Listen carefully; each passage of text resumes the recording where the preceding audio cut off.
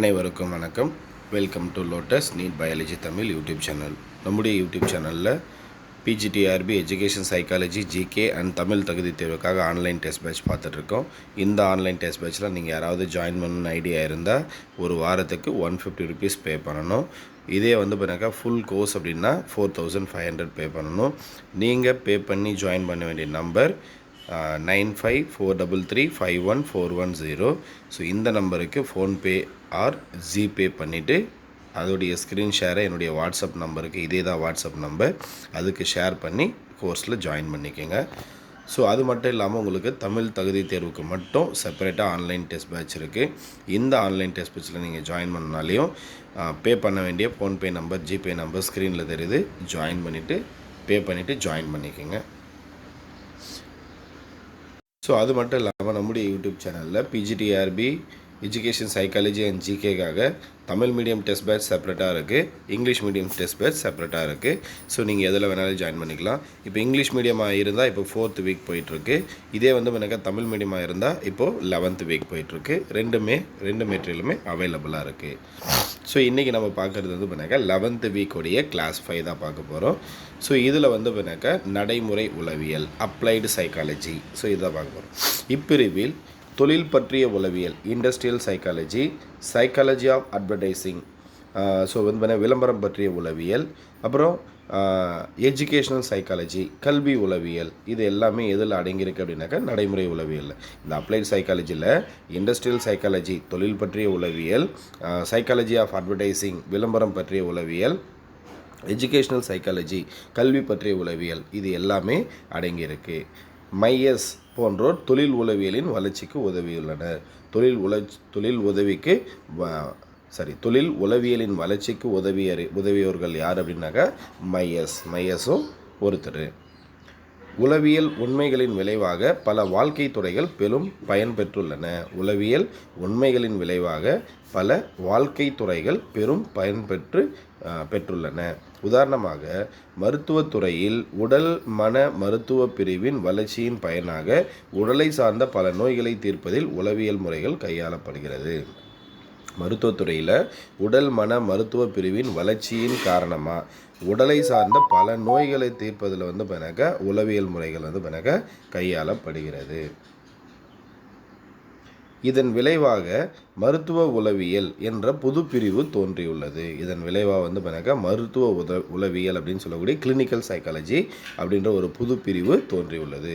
பொய் பேசுதலை கண்டுபிடிக்கும் முறைகள், குற்றவாளிகளை சீர்திருத்தும் புதிய முறைகள் போன்றன நீதித்துறையில் உளவியலின் செல்வாக்கை அதிகரித்து குற்றவியல் உளவியல் என்ற புது பிரிவு தோன்றியுள்ளது. எப்படி கிளினிக்கல் சைக்காலஜின்னு அப்படின்னு சொல்லிட்டு ஒரு புது பிரிவு தோன்றுச்சோ, அதே மாதிரி பொய் பேசுதலை கண்டுபிடிக்கும் முறைகள், குற்றவாளிகளை சீர்திருத்தும் புதிய முறைகள் போன்றன நீதித்துறையில் உளவியலின் செல்வாக்கை அதிகரித்து குற்றவியல் உளவியல் அப்படின்னு ஒரு புது பிரிவே தோன்றத்துக்கு காரணமாக இருக்குது. தொழில்துறையில் பல்வேறு தொழில்களின் தகுதிக்கான நாட்டச் சோதனைகள், சிறப்பாக தொழிலாற்ற உதவக்கூடிய சூழ்நிலையினை, ஓய்வு நேரம், தொழிற்கூடத்தில் நிலவ வேண்டிய இதமான ஒளி, வெப்பநிலை அளவுகள், தொழிற்கருவிகளை எங்கு எவ்வாறு அமைப்பது, களைப்பு இயலாமல் தடுப்பன போன்றன உருவாக்குவது. அப்போ தொழில்துறையில் பல்வேறு தொழில்களில் தகுதிக்கான நாட்டச் சோதனைகள், சிறப்பாக தொழிலாற்றக்கூடிய அந்த சூழ்நிலை, இது எல்லாத்தையும் உருவாக்குறதுக்கும் இந்த உளவியல் ரொம்ப உதவிகரமாக இருக்குது. முதலாளி தொழிலாளி உறவினை செம்மைப்படுத்துதல் போன்ற பலவற்றில் உளவியல் உதவியுள்ளது. அப்போ முதலாளி தொழிலாளி இது ரெண்டு பேருக்கும் இடையில் இருக்கக்கூடிய அந்த உறவினை செம்மைப்படுத்துறதுக்கும் இந்த உளவியல் பெரிதும் உதவியுள்ளது. இப்பிரிவை தொழில்துறை உளவியல் என்கிறோம். ஸோ இது என்ன சொல்கிறேன்னா இண்டஸ்ட்ரியல் உளவியல். அப்போ first clinical psychology, second crime psychology குற்றவியல் உளவியல் அப்படின்னு சொன்னோம். Third industrial psychology. சென்ற 2ஆம் உலகப் போருக்கு பிறகு உளவியல் ஆராய்ச்சிகளின் விளைவாக மனித பொறியியல் ஹியூமன் இன்ஜினியரிங் என்னும் பிரிவு எழுந்துள்ளது. அப்போ 2ஆம் உலகப் போருக்கு பிறகு உளவியல் ஆராய்ச்சிகளின் விளைவாக மனித பொறியியல் ஹியூமன் இன்ஜினியரிங் அப்படின்னு ஒரு பிரிவு எழுந்திருக்கு. பல்வேறு இயந்திரங்களை இயக்கப்போகும் மனிதர்களது தேவைகள், குறைபாடுகள் ஆகியவற்றை கருத்தில் கொண்டு அவ்வியந்திரங்களை உருவாக்குவதில் சிக்கலான அமைப்பை கொண்ட இயந்திரங்களை இயக்குவதற்கான திறன்களில் மனிதர்களை பயிற்றுவித்தல் போன்றன மனித பொறியியலின் ஆராய்ச்சி பொருளாகும். அப்போ பண்ணாக்கா பல்வேறு இயந்திரங்களை இயக்கப் போகும் மனிதர்களுடைய தேவைகள், அவர்களுடைய குறைபாடுகள், அந்த இயந்திரங்களை உருவாக்குதல், சிக்கலான அமைப்பை கொண்ட இயந்திரங்களை இயக்குவதற்கான திறன்களில் மனிதர்களை பயிற்றுவித்தல், இது எல்லாமே எதில் வரும் அப்படின்னாக்கா மனித பொறியியலில் வரும். தட் மீன் ஹியூமன் இன்ஜினியரிங்கில் வரும். கற்றல் கற்பித்தல் செயல்பாட்டினை உளவியல் ரீதியாக ஆராய்ந்து மாணவர்களது கற்றலை மேம்படுத்தும் வழிமுறைகளை கண்டறியும் உளவியல் பிரிவு கல்வி உளவியல் என்றழைக்கப்படுகிறது. அப்போ கற்றல் கற்பித்தல் செயல்பாட்டினை உளவியல் ரீதியாக ஆராய்ந்து மாணவர்களது கற்றலை மேம்படுத்த உதவும் வழிமுறைகளை கண்டறியும் உளவியல் பிரிவு எது அப்படின்பன கல்வி உளவியல் அப்படின்னு பேர். இப்பிரிவு நடைமுறை உளவியலின் கீழ் வந்தாலும் இன்று இது பரந்து விரிந்த தனித்துறையாக உருப்பெற்று வருகிறது.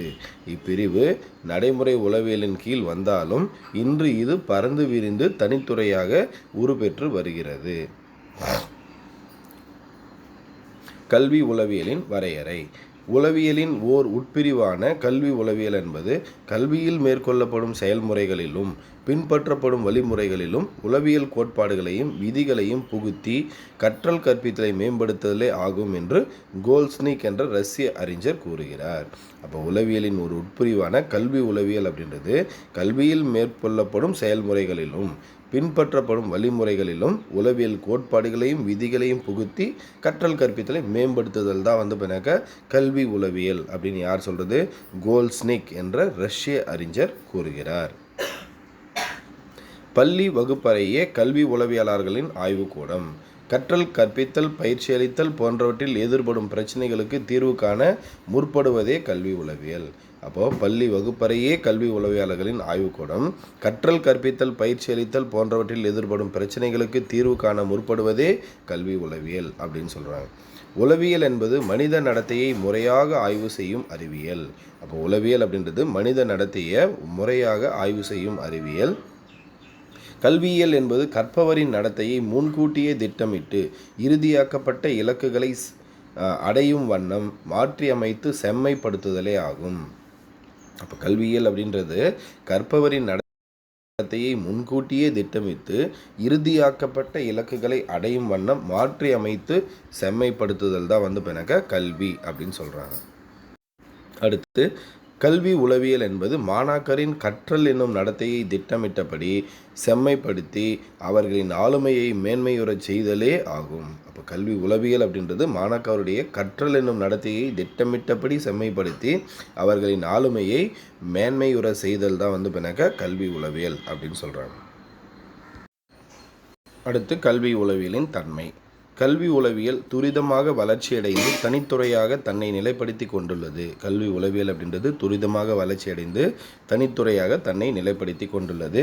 கல்வி பிரச்சனைகள் யாவும் இத்துறையின் ஆய்வுக்கு உட்படுகிறது. கல்வி பிரச்சனைகள் எல்லாமே பண்ணாக்க இந்த கல்வி உளவியலுடைய துறைக்கு ஆய்வுபடுத்தப்படுகிறது. குழந்தை கல்வி, குறையறிந்து தீர்க்கும் முறைகள், மீத்திறன் மிக்கவர்களின் கல்வி, ஊனமுற்றோருக்கான கல்வி, கற்றலை பாதிக்கும் காரணிகள், கல்வி மதிப்பிடுதல் கோட்பாடுகள் போன்றவற்றை தன் ஆய்வுக்களமாக கொண்டுள்ளதன் மூலம் கல்வி உளவியல் என்பது தனித்தன்மை வாய்ந்த ஒரு சிறப்பு துறை என்பது விளங்கும். அப்போ கல்வி உளவியல் அப்படின்றது பிறகு குழந்தை கல்வி, குறையறிந்து தீர்க்கும் முறைகள், மீத்திறன் மிக்கவர்களின் கல்வி, ஊனமுற்றோருக்கான கல்வி, கற்றலை பாதிக்கும் காரணிகள், கல்வி மதிப்பிடுதல் கோட்பாடுகள், இது எல்லாத்தையும் தான் ஆய்வுக்களமாக கொண்டு இருக்கிறதுனால இந்த கல்வி உளவியல் அப்படின்றது சிறப்பாக விளங்குகிறது. வகுப்பறை சூழல், நடத்தை மாற்ற உத்திகள், திட்டமிட்டு கற்றல் வழிமுறைகள், நுண்திறன் கற்பித்தல், கல்வி நுட்பவியலின் மென் தளவாட அணுகுமுறைகளை பயன்படுத்துதல், கணினி கொண்டு கற்பித்தல் போன்ற பிரிவுகளை உருவாக்கி வகுப்பறை கற்றலில் கற்பவர் கற்பிப்பவர் இடையே இடைவினையை மேம்படுத்த கல்வி உளவியல் பெரிதும் முயற்சிக்கிறது.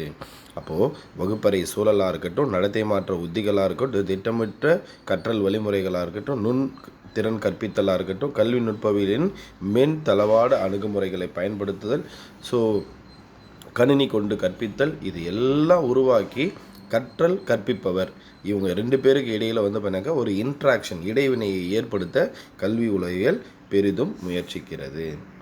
உயர் கற்பித்தல் முறைகள் அனைத்தும் முழுக்க முழுக்க உளவியல் அடிப்படையானவை. இப்போ உயர் கற்பித்தல் முறைகள் எல்லாமே முழுக்க முழுக்க உளவியல் அடிப்படையானவை. கல்வி உளவியலுடைய வரம்பு அல்லது சுட்டி காட்டும். Scope of educational psychology. Blair, Jones, Simpson போன்றோர் கூறுவது போன்று கல்வி தத்துவயியல் என்பதை கற்பிக்க வேண்டும் என்பதை சுட்டிக்காட்ட கல்வி உளவியல் அதை எப்படி கற்பிக்க வேண்டும் என்று எம்புகிறது.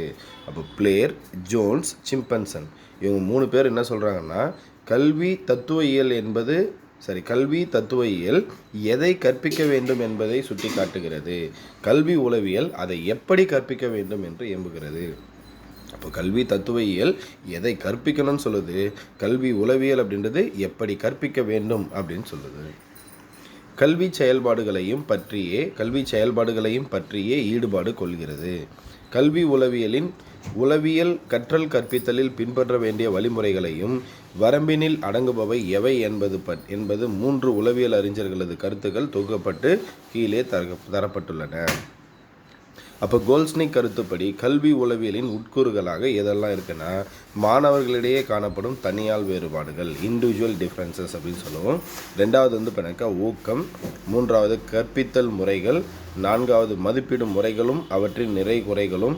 5வது கிளாஸ் ரூம் மேனேஜ்மெண்ட். 6வது மென்டல் ஹெல்த். 7வது ஒழுக்கத்தை உருவாக்குதல். அப்போது கோல்ஸ்னிக் கல்வி உளவியலின் உட்கூறுகளாக எதெல்லாம் இருக்கணும்னு சொல்கிறாங்கன்னா, மாணவர்களிடையே காணப்படும் தனியால் வேறுபாடுகள், ஊக்கம், கற்பித்தல் முறைகள், மதிப்பீடும் முறைகளும் அவற்றின் நிறை குறைகளும், classroom management, mental health, ஒழுக்கத்தை உருவாக்குதல். இது எல்லாம் கோல்ஸ்னிக் சொல்லக்கூடிய கல்வி உளவியலுடைய உட்கூறுகள். எச்.சி.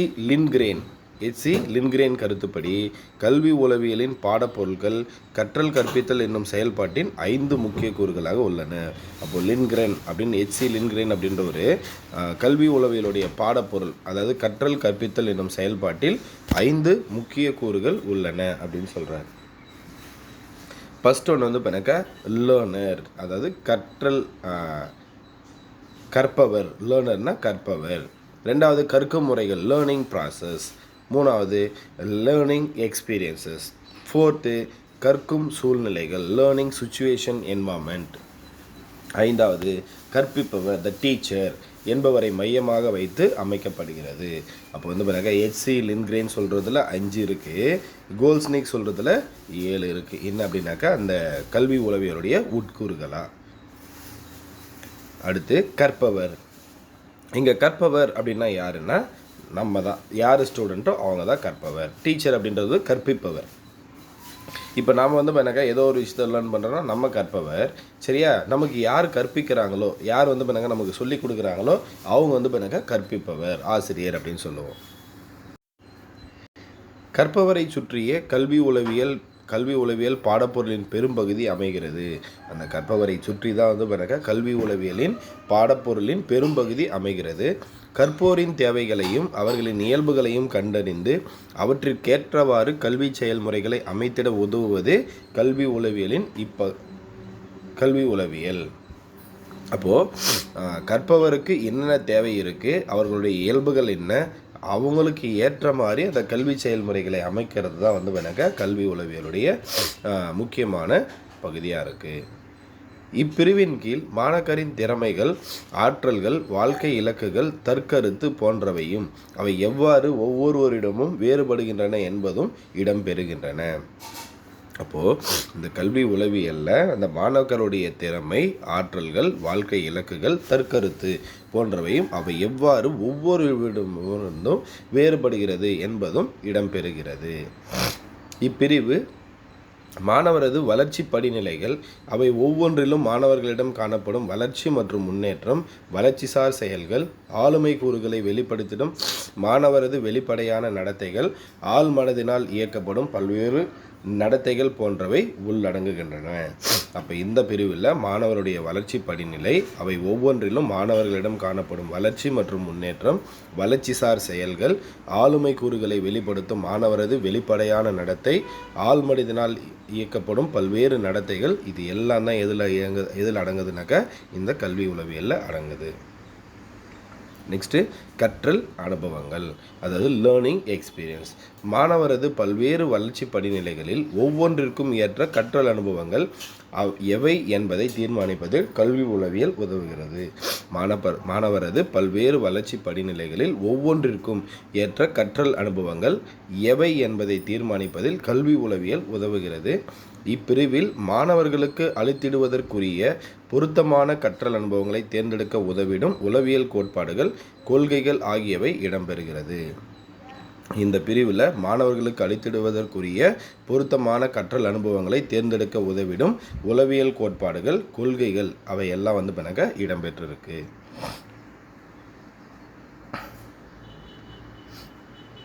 நெக்ஸ்ட்டு கற்கும் முறைகள். இப்படி லேர்னிங் மெத்தட்ஸ் அப்படின்னு சொல்லுவோம்.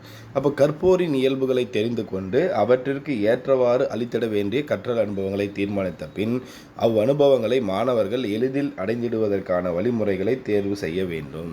அப்போ கற்போருடைய அந்த இயல்புகளை தெரிஞ்சுக்கிட்டு அதுக்கேற்ற மாதிரி தான் அந்த கற்றல் அனுபவம் வழங்கணும் அப்படின்றது. இப்பணியில் கற்றல் எவ்வாறு நிகழ்கிறது, கற்றலை பாதிக்கும் காரணிகள் எவை, கற்றல் தொடர்பான கொள்கைகள் மற்றும் கோட்பாடுகள் என்னென்ன உள்ளன முதலானவை கவனத்தில் கொள்ளப்பட வேண்டும். இதில் கற்றல் எவ்வாறு நிகழ்கிறது, கற்றலை பாதிக்கும் காரணிகள் எவை, கற்றல் தொடர்பான கொள்கைகள் மற்றும் கோட்பாடுகள் என்னென்ன உள்ளன முதலானவை கவனத்தில் கொள்ளப்பட வேண்டும். இப்பிரிவில் இடம்பெறும் பாடப்பொருள்களில் மறத்தல், மனதில் இருத்தல், கற்றல் மாற்றம், பொதுமை கருத்து உருவாகும் முறை, சிந்தித்தல், ஆராய்ந்தறிதல், பிரச்சனைகளுக்கு தீர்வு காணுதல் போன்ற அறிவு சார்ந்த செயல்பாடுகள் ஆகியனவும் இடம்பெறுகிறது. அப்போ இந்த பிரிவில் எதெல்லாம் இடம்பெறுதுன்னா மறத்தல், மனதில் இருத்தல், கற்றல் மாற்றம், பொதுமை கருத்து உருவாகும் முறை, சிந்தித்தல், ஆராய்ந்தறிதல், பிரச்சனைகளுக்கு தீர்வு காணுதல், இது எல்லாமே எதில் இடம்பெறுது அப்படின்னாக்கா இதில் லேர்னிங் ப்ராசஸில் இடம்பெறுது. அடுத்து கற்றல் சூழ்நிலைகள். கற்றல் என்னும் செயல்பாட்டினில் இடம்பெறும் இரு முக்கிய கூறுகளாக கற்பவர், கற்பிப்பவர் இவற்றிற்கிடையே வருபவை கற்றல் சூழ்நிலை மற்றும் கற்கும் முறைகள். அப்போ கற்பவர், கற்பிப்பவர் இவங்க 2 பேருக்கு இடையில் வரக்கூடிய முக்கிய சூழ்நிலை அப்படின்னா கற்றல் சூழ்நிலை, கற்கும் முறைகள் இதுதான். அப்போ கற்கும் சூழ்நிலைகள் என்னும் பிரிவினில் வகுப்பறை சூழல், குழு இயக்கவியல், கவன ஈர்ப்பு காரணிகள், கவனக்குலைவிற்கான காரணங்கள், கற்றலுக்கு உதவும் வலுவூட்டிகள், கற்றலை மதிப்பிடும் வழிமுறைகள், வழிகாட்டுதல் மற்றும் அறிவுரை பகர்தல் போன்ற கற்றல் செயல்பாட்டினில் தாக்கத்தை ஏற்படுத்தக்கவல்ல அம்சங்கள் இடம்பெறுகிறது. அப்போ இதில் இந்த வகுப்பறை சூழலாக இருக்கட்டும், குழு இயக்கவியல் குரூப் டைனமிக்ஸ், கவன ஈர்ப்பு காரணிகள், கவன குலைவிற்கான காரணங்கள், கற்றலுக்கு உதவும் வழிகாட்டிகள், கற்றலை மதிப்பிடும் வழிமுறைகள், வழிகாட்டுதல், அறிவுரை பகர்தல் இது எல்லாமே எதில் வரும் அப்படின்னா கற்றல் சூழ்நிலையில் வரும். ஸோ ஆசிரியர் அடுத்தது கற்றல் சூழ்நிலையில் ஆசிரியரும் ஒரு முக்கிய காரணியாக விளங்குகிறார். கற்றல் சூழ்நிலையில் ஆசிரியரும் ஒரு முக்கிய காரணியாக விளங்குகிறார். ஆசிரியரது ஊக்கம், மனப்போராட்டங்கள், செய்திறன்கள், மனப்பான்மை, மனநலம், தொழில்முறை வளர்ச்சி ஆகியனவும் கல்வி உளவியலின் வரம்புக்குள் அடங்குகின்றன. அப்போ கற்றல் சூழ்நிலையில் ஆசிரியர் ஒரு முக்கிய காரணியாக விளங்குகிறாரு. இந்த ஆசிரியரது ஊக்கம், மனப்போராட்டங்கள், செய்திறன்கள், மனப்பான்மை, மனநலம், தொழில்முறை வளர்ச்சி ஆகிய எல்லாமே கல்வி உளவியலுடைய வரம்புக்குள்ளே வருகிறது. சிறந்த செயல்திறன் மிக்க ஆசிரியரின் ஆளுமை பண்புகள், ஆர்வங்கள், நாட்டங்கள், கற்பிக்கும் திறன்கள் ஆகியவற்றை பற்றி அறிவதன் மூலம் திறமையான வெற்றிகரமான ஆசிரியர்கள் உருவாகிறார்கள். சிறந்த செயல்திறன் மிக்க ஆசிரியரின் ஆளுமை பண்புகள், ஆர்வங்கள், நாட்டங்கள், கற்பிக்கும் திறன்கள் ஆகியவற்றை பற்றி அறிவதன் மூலம் வெற்றிகரமான அல்லது திறமையான ஆசிரியர்கள் உருவாகிறார்கள். இங்கே காரியாசனும் அவரது சகாக்களும், காரிசன் அப்படின்னு சொல்லுவோம், காரிசானும் அவரது சகாக்களும் கீழ்கண்டவற்றை கல்வி உளவியலின் உட்பிரிவுகளாக குறிப்பிடுகிறார்கள். அப்போ காரிசன், அவருடைய சகாக்கள் இவங்கெல்லாம் சேர்ந்து கல்வி உளவியலுடைய உட்பிரிவுகளாக ஒரு சிலதை சொல்கிறாங்க. ஸோ இதில் குழந்தையும் அதன் வளர்ச்சியும், குழந்தையின் உடல், மன, சமூக வளர்ச்சிகளும் கற்றலில் அவற்றின் தாக்கங்களும். அப்போது குழந்தையும் அதன் வளர்ச்சியும், குழந்தையின் உடல், மன, சமூக வளர்ச்சிகளும் கற்றலில் அவற்றின் தாக்கங்களும். அப்போ குழந்தையின் மொழி வளர்ச்சி, சிந்தனை வளர்ச்சி, சமூக நெறிப்படுத்தும் முறைகள் ஆகியவை அக்குழந்தையின் கற்கும் திறனை வெகுவாக பாதிக்கிறது. அப்போது குழந்தையும் அதன் வளர்ச்சியும், குழந்தையுடைய உடல், மன, சமூக வளர்ச்சிகளும் கற்றலில் அவற்றின் தாக்கங்களும், குழந்தையின் மொழி வளர்ச்சி, சிந்தனை வளர்ச்சி, சமூக நெறிப்படுத்தும் முறைகள், இது எல்லாம் பார்த்தாக்கா அந்த குழந்தையுடைய கற்கும் திறனை வெகுவாக பாதிக்கிறது. அடுத்து கற்கும் கற்பிக்கும் முறைகள். ஊக்கமும் கற்றலும், கற்கும் திறன்கள், கற்பிக்கும் முறைகள், ஆளுமையை வளர்த்திடும் மொழிமுறைகள், நுண்ணறிவை அளந்திடும் முறைகள், மாணவரது நுண்ணறிவு நிலைக்கேற்ப கற்பித்தல் முறைகளை தேர்ந்தெடுத்தல், நினைவிலிருத்தலை பாதிப்பவை, மறத்தலுக்கான காரணங்கள் போன்றவை இப்பிரிவில் அடங்கும். அப்போ கற்கும் கற்பிக்கும் முறைகளில் எதெல்லாம் அடங்கும் அப்படின்னா ஊக்கமும் கற்றலும், கற்கும் திறன்கள், கற்பிக்கும் முறைகள், ஆளுமையை வளர்த்திடும் வழிமுறைகள், நுண்ணறிவை அளந்திடும் முறைகள், மாணவரது நுண்ணறிவு நிலைக்கேற்ப கற்பித்தல் முறைகளை தேர்ந்தெடுத்தல், நினைவில் இருத்தலை பாதிப்பவை, மறத்தலுக்கான காரணங்கள், இது எல்லாமே எதில் வரும்னா கற்கும் கற்பிக்கும் முறைகளில் வரும். அடுத்து மாணாக்கரது வளர்ச்சியை மதிப்பிடுதல், மாணாக்கரை மதிப்பிடும் முறைகள், தனியொரு மாணவனை ஆய்வு செய்து பிரச்சினைக்கான தீர்வை கண்டறிதல், கற்றல் குறைபாடுகளை கண்டறிந்து சரி செய்தல், வெவ்வேறு கற்பித்தல் முறைகளில் திறன்களையும் பயன்களையும் கணித்தல் போன்றவை இப்பிரிவின் கீழ் வரும். மாணாக்கருடைய வளர்ச்சியை மதிப்பிடுதலில் மாணாக்கருடைய மதிப்பிடும் முறைகள், தனியொரு மாணவனை ஆய்வு செய்து பிரச்சினைக்குரிய தீர்வை கண்டறிதல், கற்றல் குறைபாடுகளை கண்டறிந்து சீர் செய்தல், வெவ்வேறு கற்பித்தல் முறைகளின் திறன்களையும் பயன்களையும் கணித்தல், இது எல்லாமே இதில் வரும். அடுத்து குழந்தைக்கு வழிகாட்டுதல். இப்பிரிவில் ஒருங்கிணைந்த ஆளுமை, பொருத்தப்பாடுடைய நடத்தை, மன நுண் ஒருங்கமைவுகள், மாணவர் ஆசிரியர் உறவு போன்றவை ஆராயப்படுகிறது. அப்போ குழந்தைக்கு வழிகாட்டுதல் இப்பிரிவில் ஒருங்கிணைந்த ஆளுமை, பொருத்தப்பாடுடைய நடத்தை, மன நுண் ஒழுங்கமைவுகள், மாணவர் ஆசிரியர் உறவு போன்றவை ஆராயப்படுகிறது. சுருங்கக்கூறின் பீல் பீல் அவர்கள் மொழிவது போல, கல்வி உளவியல் என்பது கற்றலின் தன்மை, மனித ஆளுமை வளர்ச்சி, தனியால் வேற்றுமைகள், மனித நடத்தையை சமூக சூழ்நிலையின் அடிப்படையில் ஆராய்தல் ஆகியவற்றை ஆராய்கிறது. யார் சொல்கிறது? இதை பீல் அப்படின்றவர் சொல்கிறார். ஸோ அப்போ இது வரைக்கும் பார்த்துருக்கோம். அடுத்த பார்ட் வீடியோவாக பொது உளவியலுக்கும் கல்வி உளவியலுக்கும் இடையே உள்ள வேறுபாடுகள் அடுத்த வீடியோவில் பார்ப்போம். நன்றி, வணக்கம்.